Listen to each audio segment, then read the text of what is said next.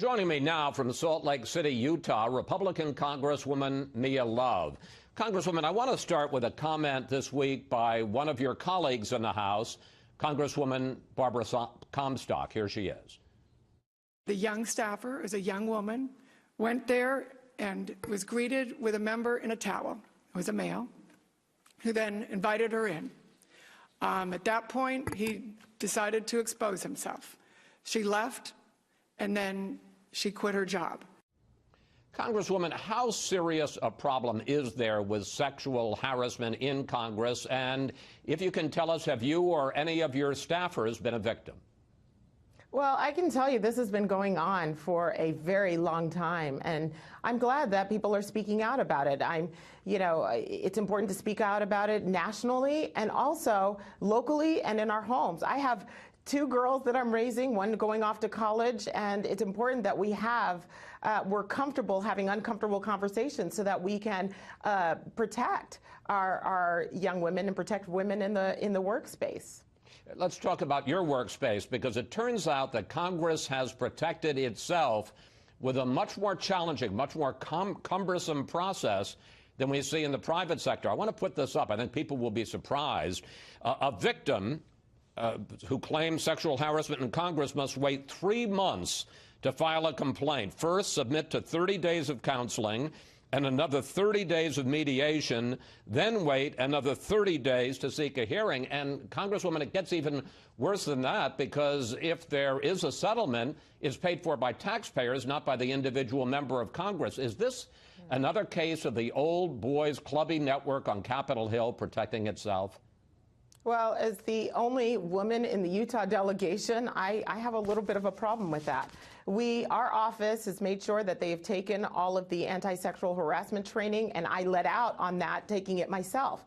I think we need some leadership.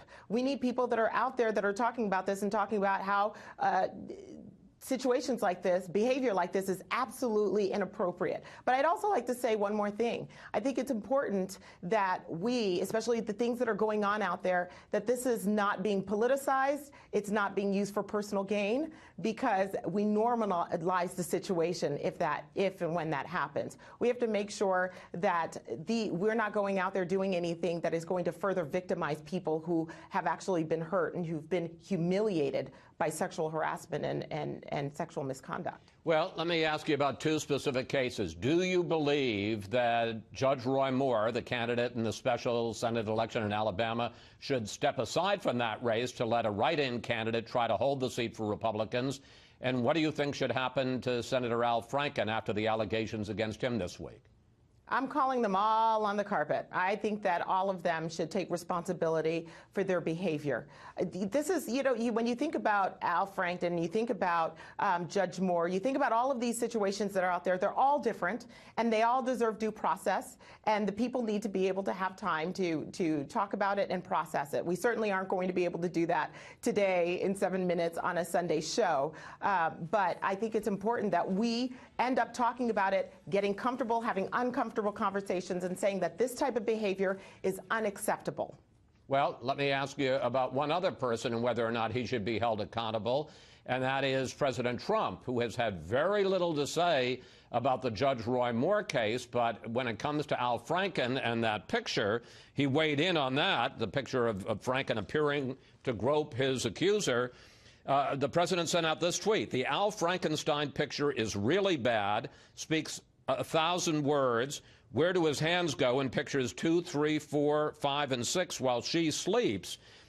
On the other hand, when reporters noted that President Trump faces his own allegations from a bunch of women about him allegedly groping them, here's what a spokeswoman said. I think in one case specifically, Senator Franken has admitted wrongdoing and the president hasn't. I think that's a very clear distinction. Congresswoman, does that satisfy you, the fact that President Trump has denied the allegations?